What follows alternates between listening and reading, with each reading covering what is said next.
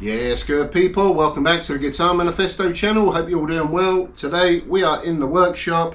Need to do a little bit of work on this guitar I've got in front of me. I bought a job lot of guitars last week. There were 7 in total, and for what I paid for all of them, it roughly worked out they owe me about £48 each. So for £48 I've got myself a Squier Showmaster NLT in this metallic black finish.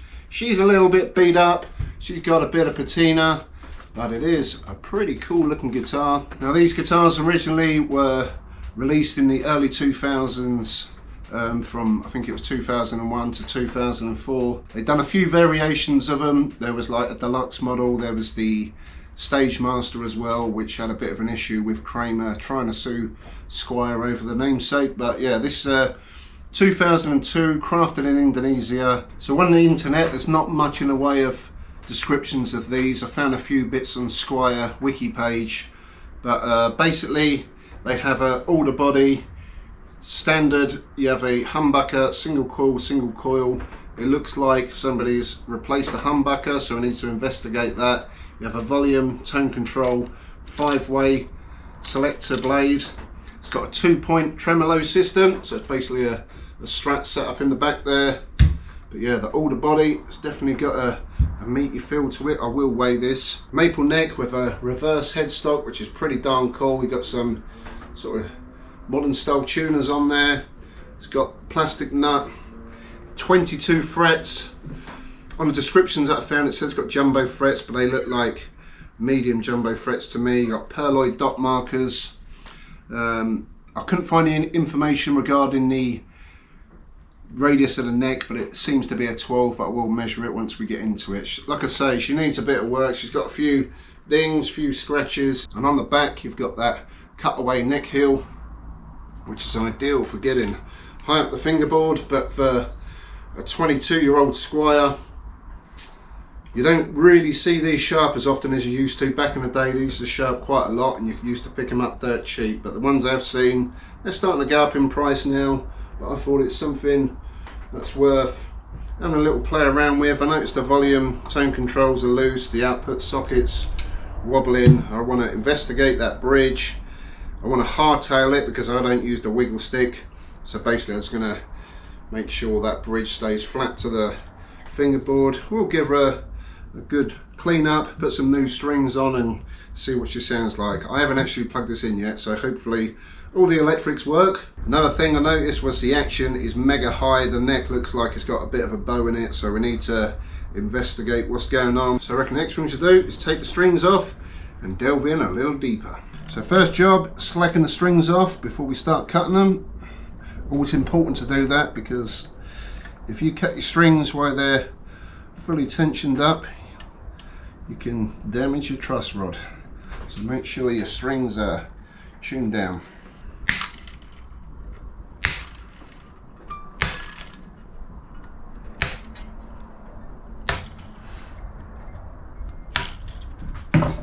So I want to see what's going on under the hood.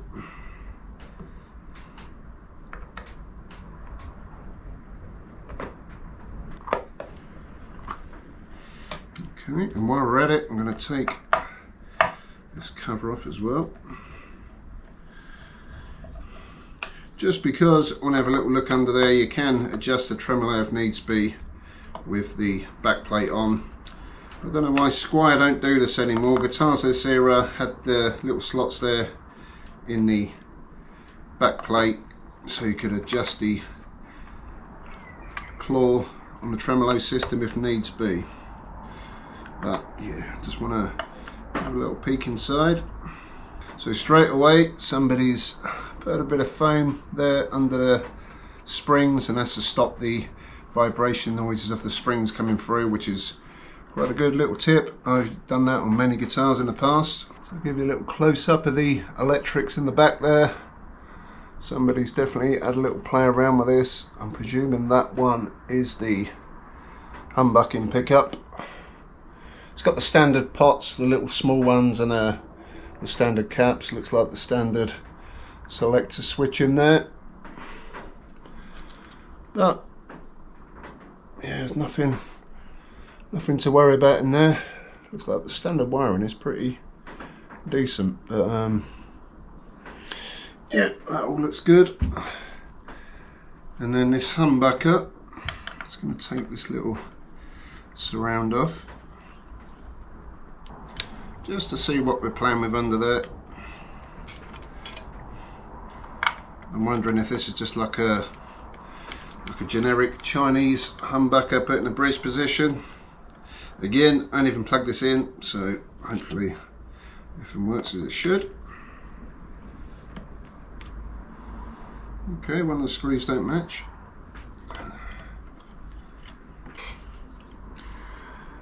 Okay, there is some writing under there. I can't quite see that. Oh, it's a Dimarzio pickup. Oh yeah, that's a pretty sweet deal. Nice. Let me get the model number. It's Dimarzio, made in USA. But yeah, that's a nice little bonus. That on its own, I can guarantee is worth a lot more than 50 quid. Right, so I'm just gonna see if I can see this model number and do a little bit of Googling. Okay, so I've just been Googling this pickup. It's a Dimarzio DP159 Evolution Bridge F-Space humbucker pickup in pink. He's currently retail on PMT's website for £114. A dynamic and powerful replacement humbucker with ceramic magnets and Dimarzio's patented dual resonance coils. High output humbucker, ideal for rock and metal styles. Sweet. So yeah, £114 pickup in a £48 guitar. That's the result. Sweet. Well, I must confess that is a pretty decent score, so I think I'm going to screw that back down for now. Right, so that pickup's sitting too high, without a doubt. That's okay. I noticed this surround is angled that way. It's higher one side than the other, so I'm going to see if I've got a flat one of them. When I set it up, I will adjust all these pickups down. So the next thing we need to look at is these are loose, so there'll be a 10mm screw to tighten them up. So what you have to do is hold the pot on the other side, get a little spanner in there and tighten that up, and then pretty much be the same process for this. I'll have to undo them 2 screws and then tighten all that up, and it should be okay in terms of everything on the underside. You don't need to go mad tightening these up, so that should be okay for that bit. Okay, so I just need to tighten a little nut on the outside there.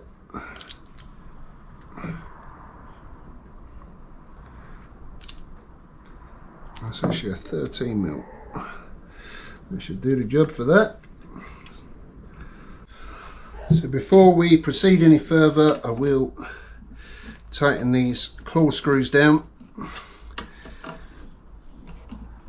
I pretty much go in as far as they can go, and the idea of that is to make sure that tailpiece on the bridge is flat to the body. And another little tip when you're messing around with sort of Strat style guitars with a selector blade is when you flip them upside down, I normally put a couple of rolls of tape just in there, and that'll stop you bending your switch tip. So before we go any further, I think we're going to work on the neck now, because when it was stringed up the action was mega high. It looked like the neck bowed up a bit, so we need to make sure this truss rod is all working well. There's no warping on the neck, it's not twisted round from what I can see. So get the straight edge on, yeah, straight away there's a big gap in the middle there, it's bowing that away. So we're going to have a little play around with the truss rod, give it a few turns and see if we can get that back up. Okay, so I gave it a couple of turns on the truss rod, literally 2 complete turns. And the thing with wood and metal is the wood takes a while to catch up after the truss rod's been turned, so you need to make sure that you don't over tighten it, because you think it's done and then the wood can keep going and bow the other way. So I'm going to let it sit for a little while before I adjust it again, but while we're waiting we may as well start cleaning up this fingerboard. Okay, so for cleaning the frets I like using a fine sanding sponge. This is probably about an 800 grit sanding sponge, and it just gets all the smuck off the top of the frets there. These frets are actually in pretty decent order. There's not a lot of fret wear, so we're not going too mad crowning all that kind of malarkey. And don't worry about the little filings going onto the pickups. There's barely any material coming off, and you can always wipe stuff away. It's an old beat guitar, so we're not going to be too clinical about things. Baby wipes, I like using these for cleaning the fingerboards. Don't worry about water and wood. It does not cause any damage. If anything, it will add a bit of moisture back into the wood. But I've done a video of this before, cleaning fingerboards with baby wipes. Always does the job. So if you're interested in that video, I'll put a link in the corner now. And try to go for fragrance free baby wipes so there's no chemicals in it. Nothing harmful anyway. And that's all the dirt we got off it. Ew. Alright, that'll do for that. Then we're going to go on with some Dunlop lemon oil. Get a bit of nourishment into that beautiful rosewood fingerboard. Oh, look at that.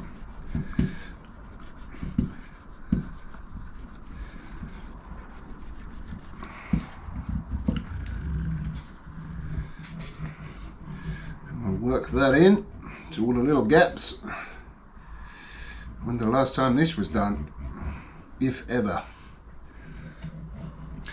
And I also like to put these on the maple as well, around the headstock. Again, don't worry, it's not going to damage it. I've done this many times before. Just gives it a little bit of a clean up.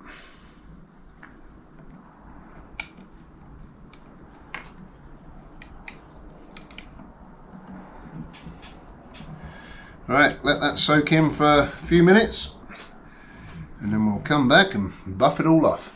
Okay, so while we're waiting for that to do its thing, I've got a radius gauge checker. Let's see what this is.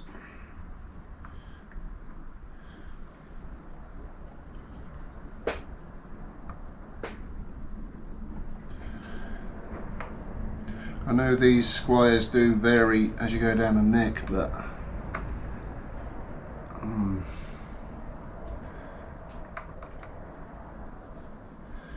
hard to tell. I'd probably say, I'm just checking a few different areas because sometimes they change as they go up. I'll probably say that is a 12-inch radius fingerboard. And then let's check the nut. That is, if we're in millimeters, 0.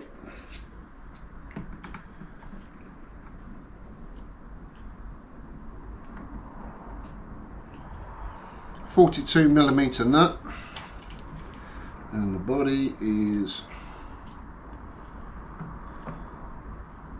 41 millimeters. And for the heck of it, let's just check the neck heel, because these can vary a lot. It's 56.99 millimeter neck heel. Yeah, so if you're buying a Squier neck for a project guitar, always check the neck heel sizes because they can vary from, I've seen them from 55mm to 58mm. Yeah, they can vary a lot. Right, I think we're gonna wipe that in a bit now. Oh, she's looking good. Oh.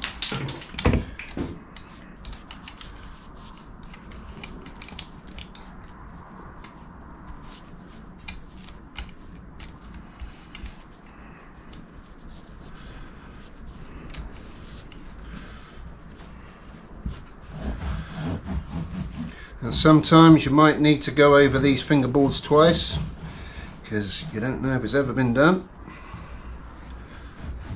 But this one looks pretty darn fresh. And another thing we'll check while we're here. We've got the right size bit.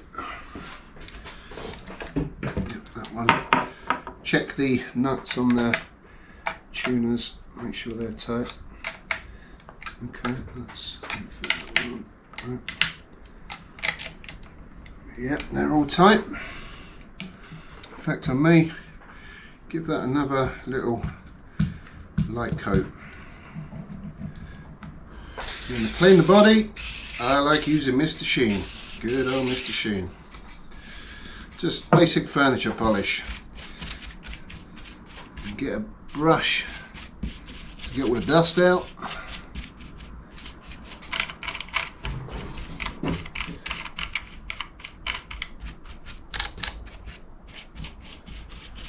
Because obviously there's no pick guard covering all this, so you don't really want to see all that dust.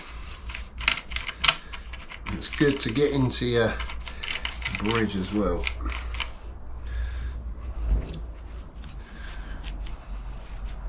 I do like the patina on this guitar. It's looking pretty darn good. It's a metallic black finish. It's not Montego black. I think Squier just say it's a black metallic on this model.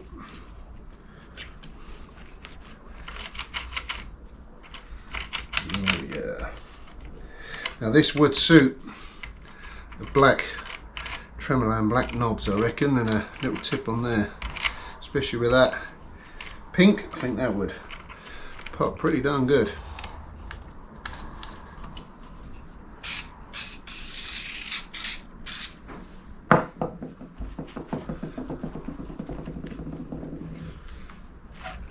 Right, so before we go any further, I think we should check the pickups all work. So this is neck, middle, middle, so middle and bridge, and then bridge. I don't hear no buzzing, so yeah, I'm quite happy with that. Oh, actually, check the volume, tone. Yeah, electrics working, sweet. Okay, so at the stage now where I'm going to put some strings on. I'm going to go for 9-gauge strings as it's a 25.5-inch scale, and that's my preference. I was going to use these Fender 9-42, but because we got a pink humbucker and super slinky 9-42 pink packaging, we're going to go with them. Putting strings on a reverse headstock guitar always throws me. I suppose in theory you should start with a high E and go down to the low E, reverse of what you do with a normal headstock, but yeah, I'm just going to go with a low E first. Right, so to string a reverse headstock guitar, first of all make sure your tuner holes are facing that direction. So put your string through, and I like about that much slack, just a hand width, and then we're going to go around and put it tight, and then over, and then we tighten her up. It's quite hard to do this and not block the camera. Along that away. It really does throw me doing reverse headstocks. It always has done. Don't know why, but it just does.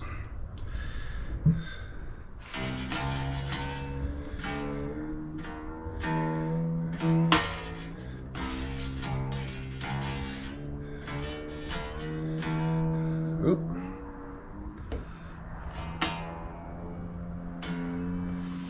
And there we go, that's one done. Now we've got to repeat that for the next 5. Last string, and I'll show you one more time, because it really does.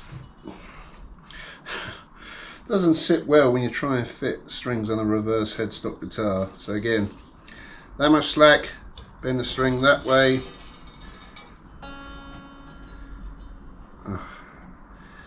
We go under, and then we go back over, kink it, and then we tighten it up. Where we go? That way.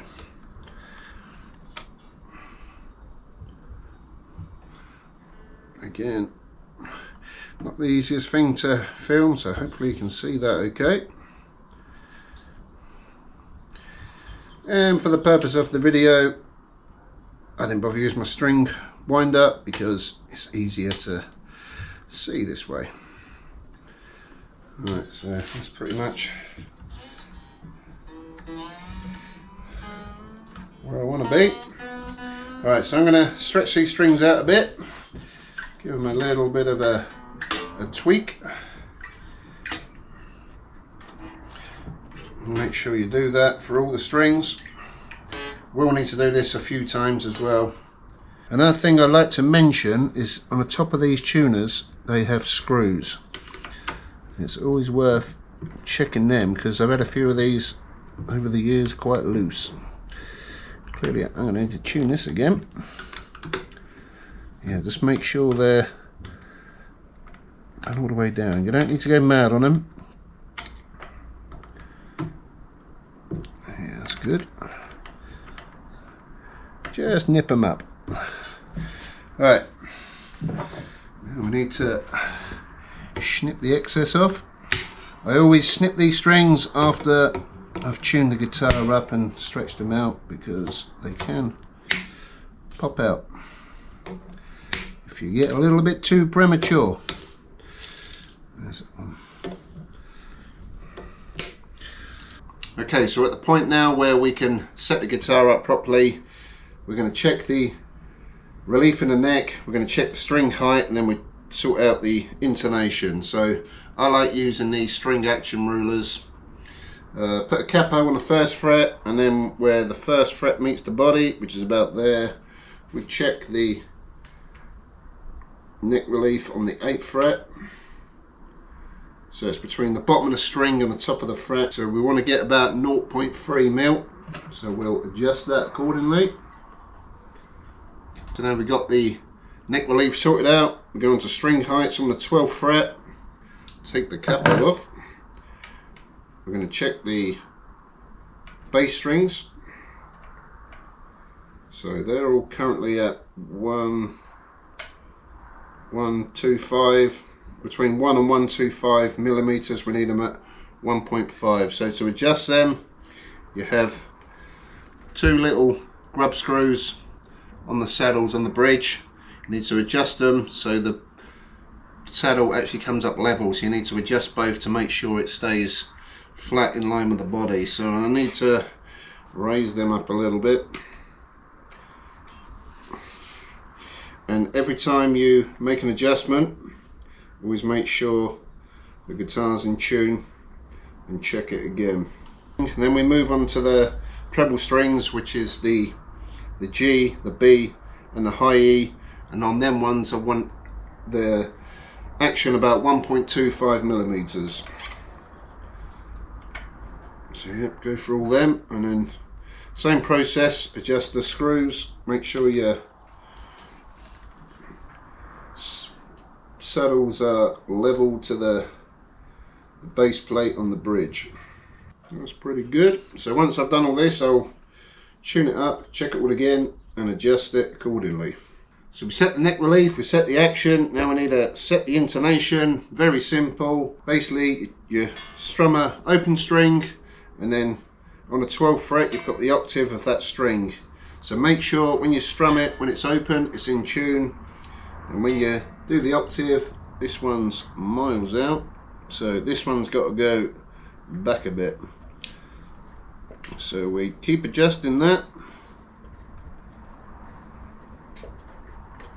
Obviously in between, make sure it's tuned up, and then keep adjusting them until you get them all just right. Okay, so it's the following morning. Set the guitar up yesterday. When I do extreme truss rod adjustments or replace a neck or take a neck off. Once I've set the guitar up, I like to let it sit overnight just to sort of settle back in. And yeah, the neck bananaed again. I've gone back over it, adjusted it again. Now it's all set up. It may be a case of this guitar was sat leaning up against the wall for years and it's bowed the neck, but it seems to be getting back to where it wants to be, so we'll keep an eye on it. I often find that leaving the guitar on a guitar hanger, you know, on a wall, helps it even itself out, so we'll keep an eye on it. But for now, she is set up pretty good. In terms of pickup height, the bridge pickup is very hot. It's a lot louder than the other two pickups, so to balance these pickups out is pretty hard.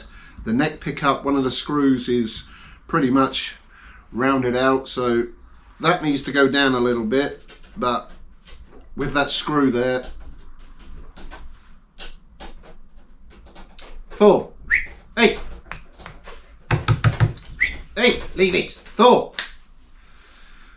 I can get it out, but I definitely can't screw it down again because it will completely round out. So it's pretty much balanced out as best it can be. Like I say, that humbucker is mega loud compared to the other two, so we'll just roll with that for now. I was checking through my stash. We've got this white selector tip. I don't like the look of that, so I found a black one in my stash, so we're going to put that on. And also, that's that on. That looks a bit better. I would like a black bridge on there instead of the chrome, and maybe get some black knobs on there. I think it'll look pretty dope, but yeah, we're going to go with that. Also, this screw on the pickup surround, one of them was smaller than the other ones, and I found a proper size one, so we're going to stick that back in. Okay, so that's sorted out. So all we got to do now is put the covers back on the back, and then I reckon we should plug her in and give her a little test run. Okay, so it's going to give her a little run through, playing a bit of clean. I'll start in the neck position, work through all them 5 different playing positions. So we go neck, middle, middle bridge, and then bridge on its own.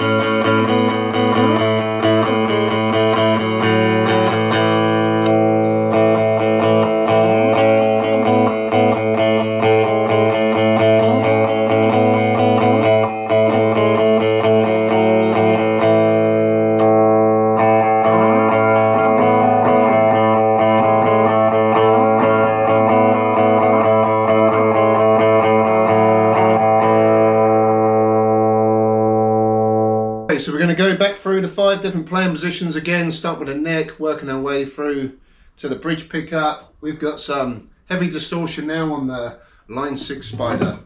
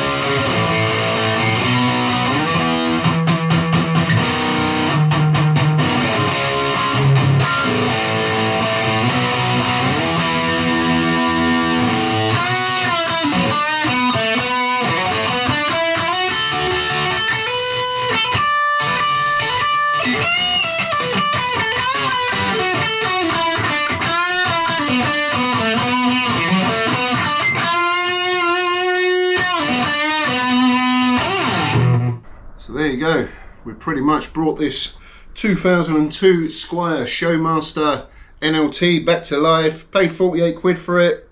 Pretty cool guitar, all the body, rosewood fingerboard. Yeah, it's got a 12-inch radius fingerboard, 22 frets. You've got that awesome reverse headstock. Tuners seem to be okay, they hold tune pretty well. But like I say, the neck was a bit like a banana, but it seems to be getting there now, so hopefully that will sort itself out and we'll keep an eye over it over the next week.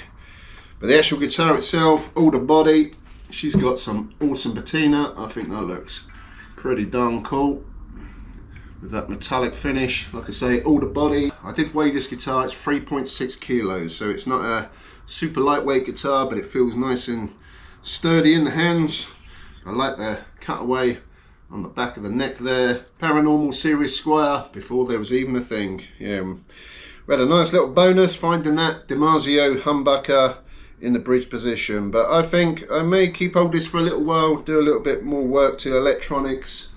Obviously I used a line 6, not the best amp. This is my little workshop amp, but I will do another video, get some sounds out, maybe just do a short what it sounds like plugged into my Marshall tube amp. So yeah, that will probably wrap up today. I think that was a successful mission, bringing this old Squier Showmaster guitar back to life.